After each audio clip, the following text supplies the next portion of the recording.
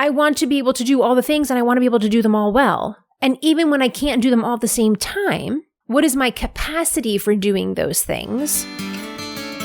Are you overwhelmed by motherhood and barely keeping your head above water? Are you confused and frustrated by how all the other moms make it look so easy? You can't figure out how to manage the chaos in your mind, your home, or your family. I get you, mama. Parenting with ADHD is hard. Here is your permission slip to let go of the Pinterest-worthy visions of organization and structure fit for everyone else. Let's do life like our brains do life, creatively, lovingly, and with all our might. When we embrace who we are and how our brains work, we can figure out how to live our lives successfully and, in turn, lead our families well. At the end of the day, we just want to be good moms. But, spoiler alert, you are already a great mom. ADHD does not mean you're doomed to be a hot mess, mama. You can rewrite your story from shame spiral to success story. And I'll be right here beside you to cheer you on. Welcome to Motherhood and ADHD. Hey there, Successful Mama. It's your friend, Patricia Sung. It is May-cember. Now, if you have not heard this term before, there is a hilarious video from the Holderness family about how May is just as much like the crazy time as December, but like none of the like fun festivities. It's just like go, go, go, more concerts, more recitals, more championships, all the school plays and productions. Throw in Teacher Appreciation Week, which we really want to appreciate the teachers, but also we're so busy doing other things. Like we're missing like the point sometimes and all the juggling and the end of year goodbyes. And it just feels like so much. So if you are in that place, as I am, I hear you. I see you.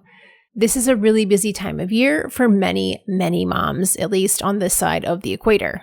The other part of me is like, oh my goodness, can you imagine doing end of the school year also at the holidays? Maybe it's better. My friends below the equator, is it just better to just get it all out of the way once? I'm curious. Please tell me. But this last few weeks has been bonkers. And on one hand, it's like in a good way because it is all the fun things. And, you know, this is why I work from home and have my own business so that I can go volunteer at Hands on Science and dissect cow eyeballs and volunteer at the book fair. But it's also that like constant checking myself of like the boundaries. And on one hand, again, I know I'm doing a better job because this year I said no to field day. I did not volunteer. I did not even attend. I just asked other moms to send me a picture of my kid because I hate field day, which is a whole rant for another day. But I said, you know what? This is not for me. I will do lots of volunteering. It's not this.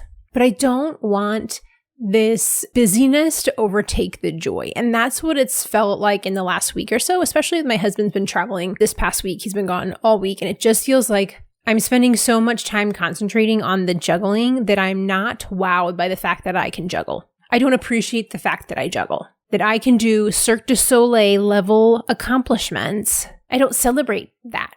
I'm just like, all right, next thing, go, go, go, done, done, done. And how often I hear that same thing from you. So in this time of reflecting, like, hey, I'm not really happy with how things are going, but also I don't want to miss what's going on. Is there a better solution here? And that's where I usually stop. Is there a better solution here? And I keep looking and I keep finding another way to do things. And like, that's part of what makes me really good at my job is that I can always find you another solution. And at the same time, you know how much I love a both and. Is this quest for the best actually the best thing for me? Now, before I jump into the full episode, I don't want to forget to tell you that early bird tickets for the retreat are wrapping up Sunday, June 1st. So the end of the month, Sunday, June 1st is the last day to get your early bird ticket with bonuses. Now, I am recording this the week before. So keep in mind, things might be a little different next week, but right now I only have 5 tickets left. I have 1 Bijou, which is the studio size tiny home, and I have 4 deluxe tiny homes left. So please go get your ticket. Here's your friendly reminder, patriciasung.com/retreat, because I want to see you there. I want you to have this weekend away to relax, to take care of yourself, to be able to have deep conversations with other moms who really get the way that you think and how you work. And so much what I love is that, okay, tangent time, I'm just diving in here, is that when we go in this weekend, this is the 4th one, so we've done this 3 times already, here shows up to this group a couple people who may have seen each other on Zoom because they may have been in Successful Mom meetups, they may have been in group coaching, but generally speaking, the ladies don't know a lot of people or anyone. And by the time dinner finishes on the first night, everyone is deep in conversation with somebody or multiple somebodies, and every weekend, the moms are like, I don't understand how it feels like I've known all these people for so long and how I feel so comfortable sharing all this stuff enough that like I wouldn't normally tell people these things. And I'm being so open and honest with what I'm struggling with and what's going on. And it's so validating to hear other moms be like, I get that. And like the moms sharing advice and not in a pushy way, but it's like, hey, this is what's worked for my kid who has these issues. And just that like camaraderie and like understanding is so healing. And I want that for you. I mean, I obviously I want you to have the weekend where you're like not doing anything and you get to rest and like you're not in charge of anything and you just get to enjoy. But even more healing is that time spent in community with people who get you and knowing like, oh, wow, this isn't just me. And I feel so seen and heard and safe and at home with other moms. That's one of the biggest reasons I want you there is for you to experience that love and that safety that comes with being with people who get you.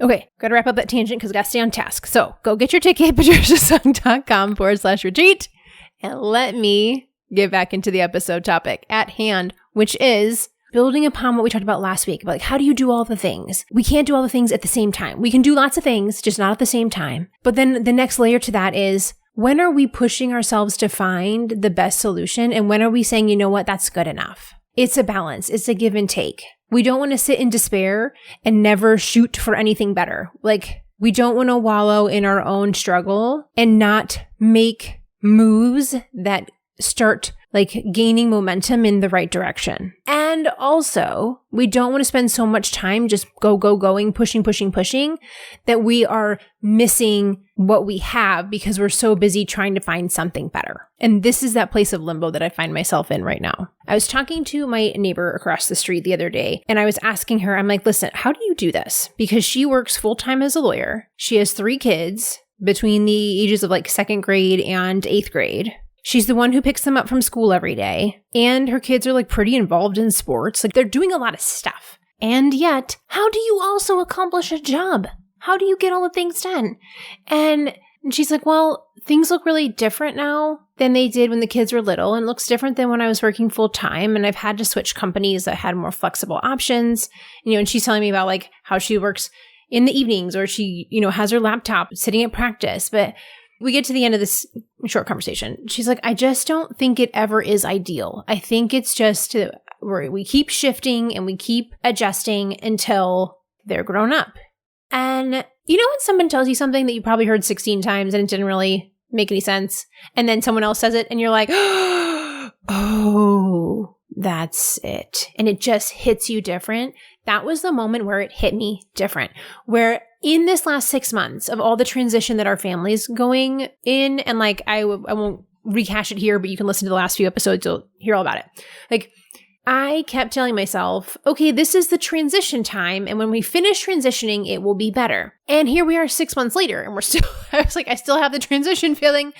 And yes, it is the end of school transition. It is going to summer transition, but this is not a clear-cut phase of our lives like other times have been. And this is a time where I'm realizing, oh, there's not a clear-cut season here, like clear-cut school ending, summer starting, sort of a feeling. Instead, this is an ongoing shift of motherhood.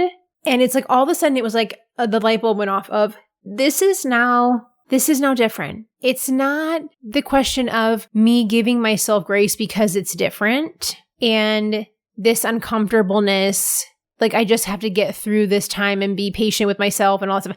It's not that way because I'm heading to a certain goal and at that point things are going to shift. Now it's, you're in a different season of life. How do you extend that same grace and forgiveness that you get when things are changing and hard, and then apply it to when now just life is a little bit different. It's a little bit harder. We have leveled up. Things are just not the same. And allowing myself that same grace and forgiveness and patience this is what it is. This is the season. This is the hard stuff. And I think the reason it's really hit home is because I'm currently working in a focus group with Dr. Sandra Cooey's team, which if you have never looked at Dr. Cooey's work, I have several episodes. If I remember, I'll go find them. Let me write that down because I'm not going to remember. Patricia, you won't remember. Go find episode on Dr. Cooey. Okay, see, this is me being better with my brain. I adore her work. She's excellent, and she specifically works in what does ADHD look like for women. And her team right now is working on rewording a lot of the DIVA-5, which is similar to the DSM-5. It's the list of symptoms that clinicians use in order to do ADHD assessments. And the DIVA specifically works with specific examples on what it looks like in women. And so I've been in this focus group with some amazing, amazing women who are very experienced clinicians, doctors, coaches that have a lot of experience working with ADHD women. And we are all sharing like, okay, when the DSM-5 asks this question, what that looks like in women is this. And we're sharing the patterns and the threads and the examples so that when a clinician looks at this checklist, they will have a much more concrete way to understand what it looks like in women versus men. Because a lot of times women are getting diagnosed inaccurately. They're getting diagnoses for other things. They're being told, oh no, you have anxiety or bipolar. And I'm not saying that you don't. I'm just saying you might have that and this. And they're getting diagnosed later. Like this diagnostic sheet. I'm like, what's the name of it? Let me just grab it right here. This diagnostic criteria of the DSM-5 is really going to help clinicians diagnose better.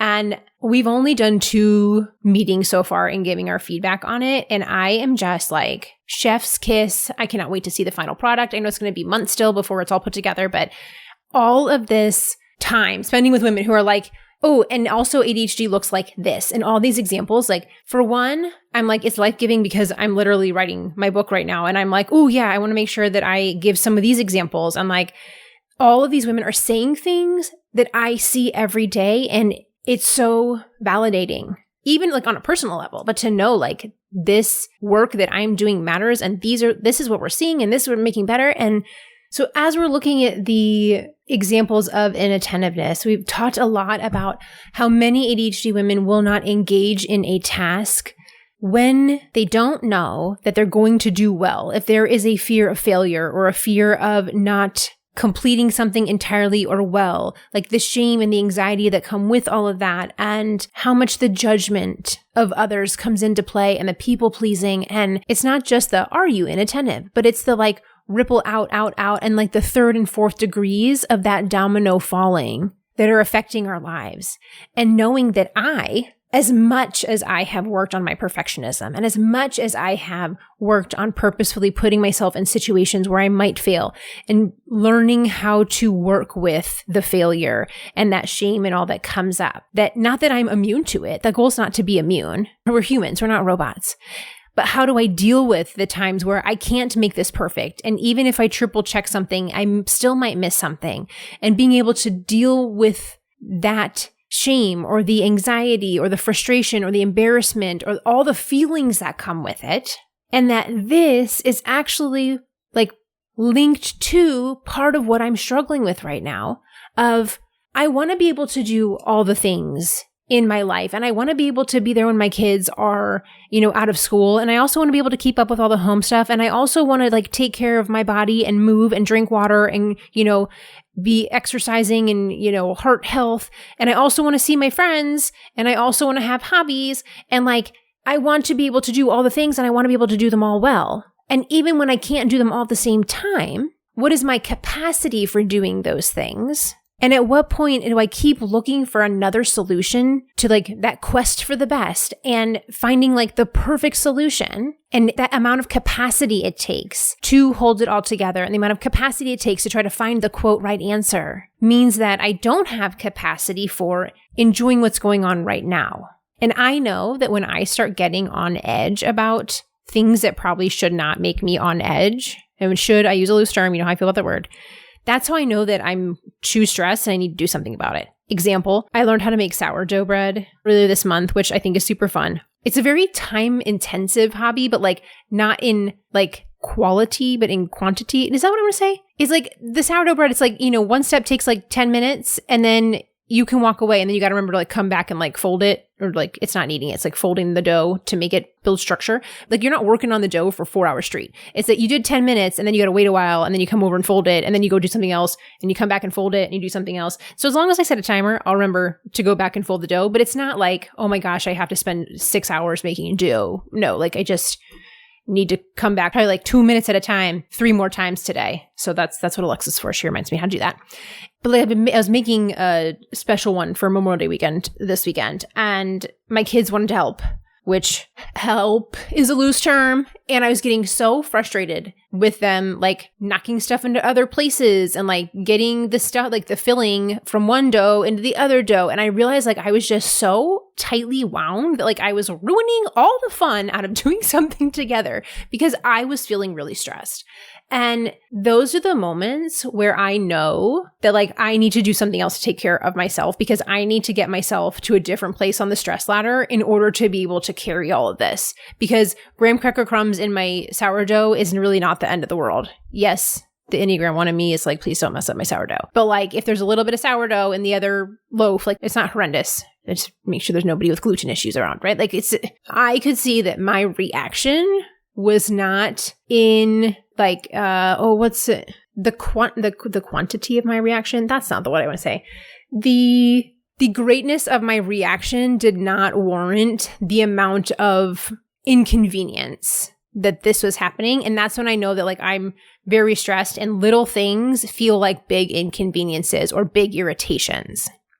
So I know that about myself now, to know like, oh, that's a red flag, Patricia, you got to do something about this.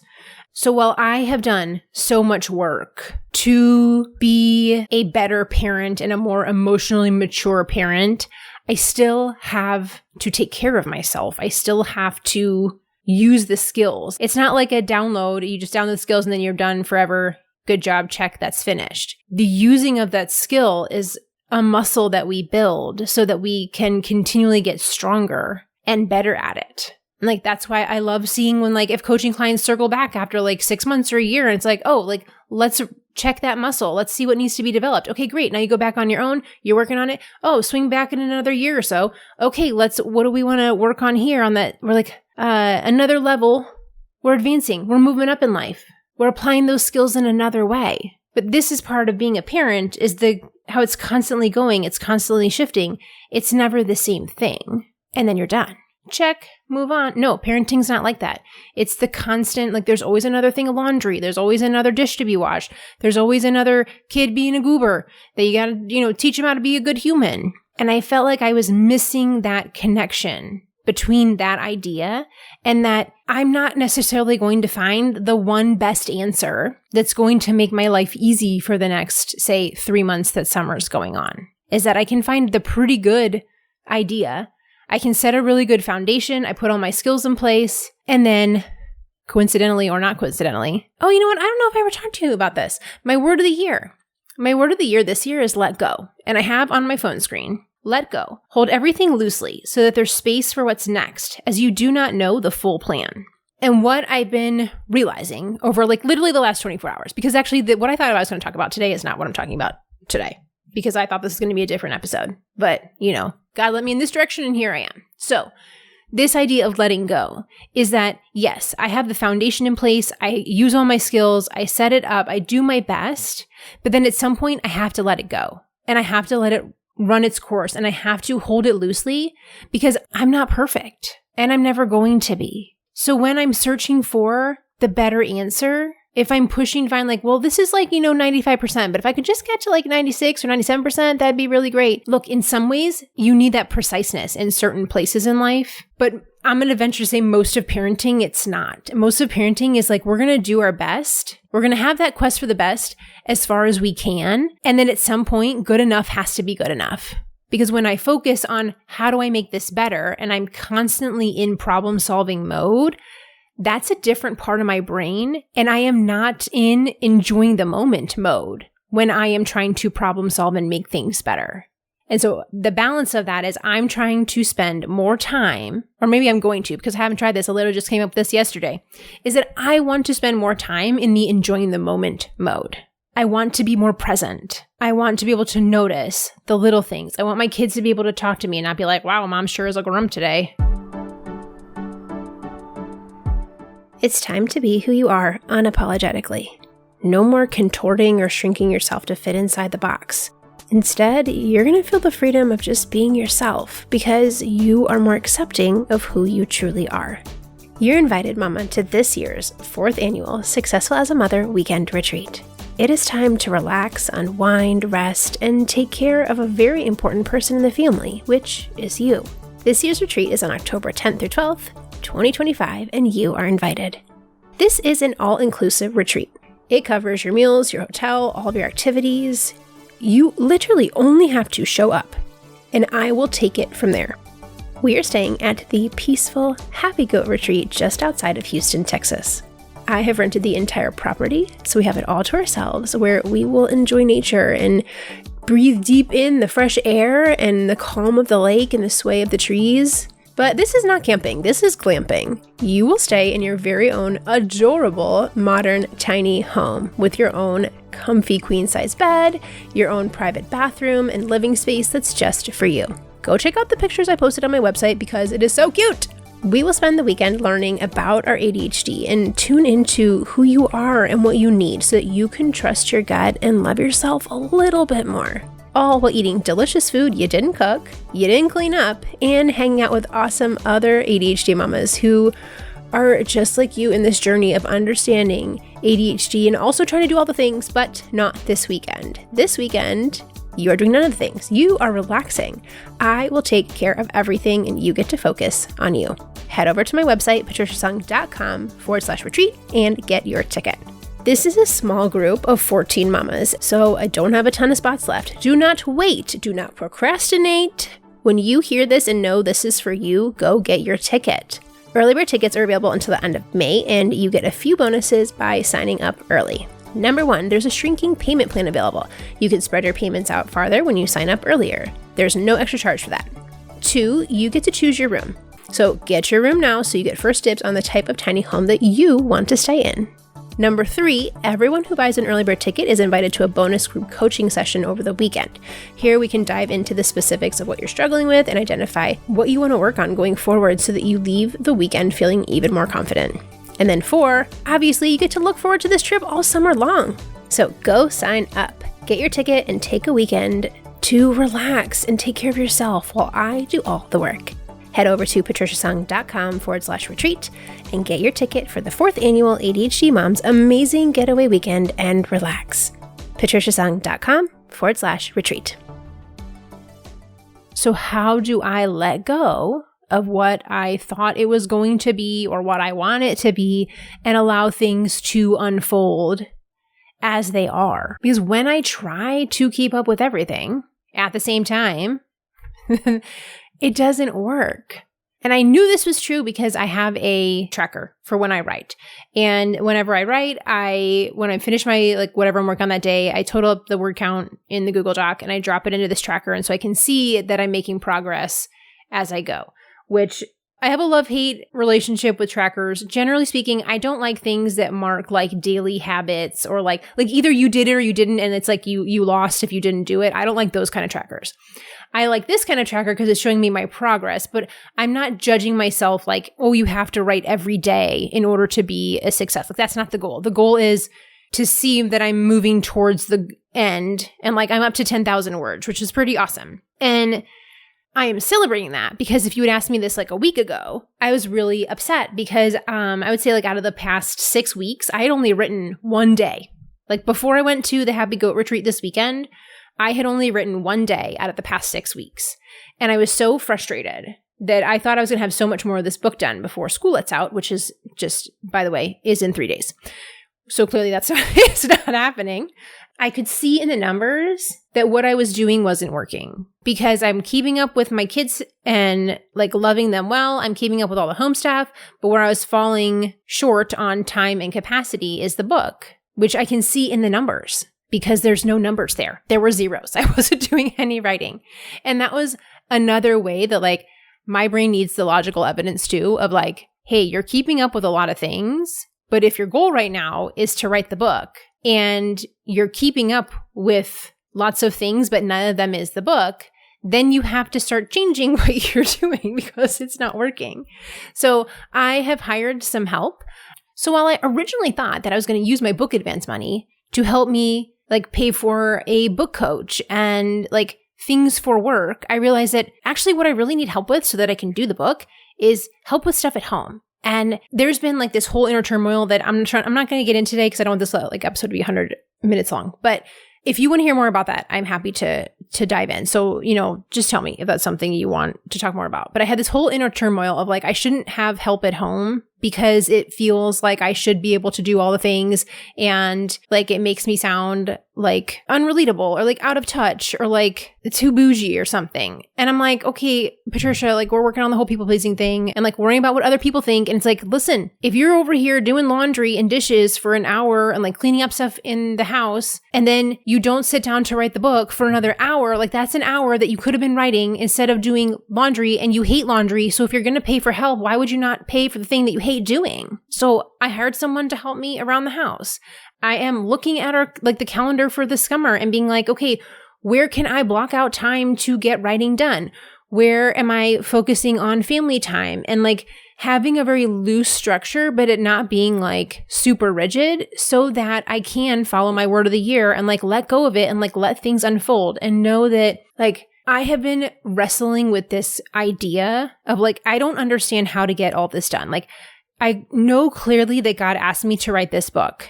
He brought a publisher to me, which never happens, who's asked me to write on precisely what I want to write about. And I'm getting paid in advance to write a book that like I dreamed of happening in like 5 years. And so like I know that this all like worked out because it's meant to be. Like I know in my heart that this is what I'm supposed to be doing. But I kept asking God, like, why is this so hard? Like if you asked me to write this book, why do I not have time to write it? Like, is this just Satan coming in and ruining all the things and my attitude and my time and bringing me broken ACs and, all the stuff that's going on? Or is this like, did I misinterpret the message? Did I not catch that did I hear wrong? I was doubting myself that I heard wrong, that maybe I wasn't supposed to write this book. Maybe I just missed it because this is not a convenient season of my life to be writing a book. Being a mother of young kids is not a convenient, compatible item with writing a book. And I was like, maybe I misheard. Maybe I misunderstood. And I was like, no, Patricia, you've been working on this. You know how to listen to yourself. So you know this is what you're supposed to be doing. So then I was like mad at God. I'm like, listen, you told me to write this book and you told me to like be at home with my kids. And I don't understand how this is all supposed to get done. Like I need you. I was getting very bossy with him. I need you to tell me how this is supposed to happen because I don't see it. And God loves us so much and he will take our anger and our frustration and like love us right back and be like, okay, like I did ask you to do these things and I'm giving you the resources to ask for help. And that was the part where I was like, oh, I didn't want to hire help because I thought it made me look bougie. And that was my pride. That was my pride saying, oh, I don't want to look like that. I don't want to look unreasonable. I don't want to look like I'm prissy or spoiled. So I'm just going to dig in and figure this out on my own. And that's not what I was asked to do. I was not asked to do this on my own. And I've been given the resources to do it. I have so many friends who have offered like, hey, your kids can come over to our house and we'll like have a play date or a swim date or whatever. And you can work on the book. And like people around me are extending out a hand and helping me in this journey. And I have to put my pride aside and my drive for perfectionism aside and be like, this is really going to be hard. And this is really going to push me out of my comfort zone and like sandpaper me in a place that I don't want to be sandpapered.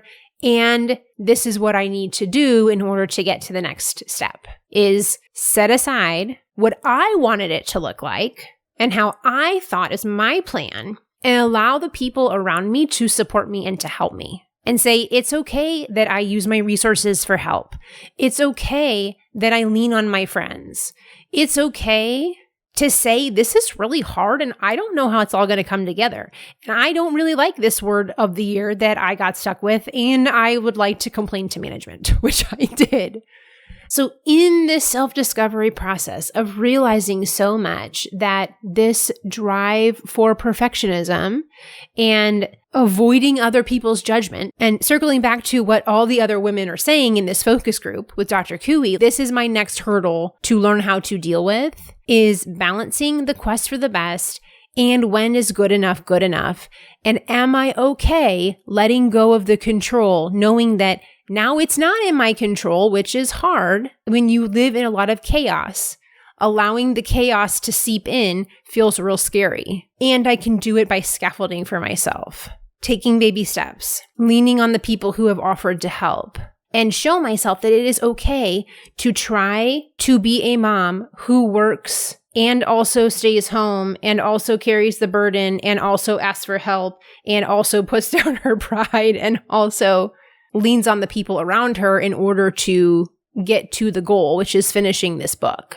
So welcome to the next layer of Patricia being really uncomfortable and having to learn new skills. Here we are. It's setting aside my perfectionism. It's setting aside my people pleasing. It's setting aside my fear of judgment and the shame that like, oh, look, hey, I can't do everything on my own. Like I tried and it didn't work. Because I can tell you that there's 5 out of 6 weeks I wrote no words and only wrote one day. One day out of 6 weeks I wrote words on this book through April and most of May. And that shows, Patricia, you need to ask for help. It is okay to not be able to do all the things by yourself because that's not how people were created to function. It is okay to admit weakness. It is okay to say, I can't do this myself. I literally can't. It's not possible. I cannot do all the things by myself. And like sometimes when you say it out loud, you're like, wow, Patricia, that was a really unrealistic expectation. Congratulations. No, you were not. There was no way you were going to do that. I don't know why you had that expectation of yourself. That is ridiculous. And also, I'm going to give myself a big hug because I tried and it didn't work. And now we are trying something else. So here, cheers to my summer of letting go, of figuring out how this is all going to come together as it comes together and not having a well-laid plan down to the minutia. For relying on the skills that I have put in place over the last decade of trying to understand my brain and allowing myself to function in a like loose and flexible place, which is not my normal MO, in order to meet a goal that doesn't really feel like it was meant for me, but it was. This goal was meant for me. And knowing that I can listen to that little voice inside and know like, this is yours, Patricia. This is your mission. You can do this when you let go and let God bring you the things that you need. He brought me this amazing focus group of women who are just making my brain spin at 100 miles an hour. He's bringing me friends to help support me. He's bringing my new assistant who is amazing and wonderful, and I'm so lucky to have someone. And I'm so lucky that I get to spend the summer with my kids. And also, I really hope I don't, throw them out the window when they tell me they're bored. But, this is part of that phase of life. And I don't want to be so busy trying to figure out the very best way to make this work and miss the fun of baking sourdough s'mores bread because I was angry about the breadcrumbs flying all over the kitchen. Literally after my assistant just cleaned the kitchen. Just, But it's okay. We can get out the vacuum. We can get out the broom and dustpan. And that's a life skill too, 7-year-old. And allowing myself to be in the moment and be present by taking care of myself, by lowering my stress so that I'm not in fight or flight. Because my husband's been out of town for a week during the last week of school when everything is bonkers. I'm learning to let go because control has been such a coping mechanism for me for so long. Because if I can just hold on to everything tight enough for long enough, then I'll be able to keep the chaos at bay. And I no longer want to white knuckle myself through life. I want to enjoy this summer with my boys and also write a book. Is that possible? I think so. I just don't think it's the way that I thought I was going to do it. So I leave you with that parting idea of what have you been trying to do, like really, really trying hard to do that's not quite coming together? And who can you ask in your circle, in your community, wherever your safe place is, if it's your family, if it's a mom's group at the baby story time, if it's the moms of the high schoolers who are, trying to make it through senior year unscathed, your neighbor across the street, who can you ask for some outside perspective? And how can you let go of what you thought it was going to be like to make space for what it can be like? I am wishing you all of the peace and patience as we transition into this next season. And I'm wishing it for myself too. I'll talk to you soon, Successful Mama. For more resources, classes, and community, head over to my website, motherhoodinadhd.com.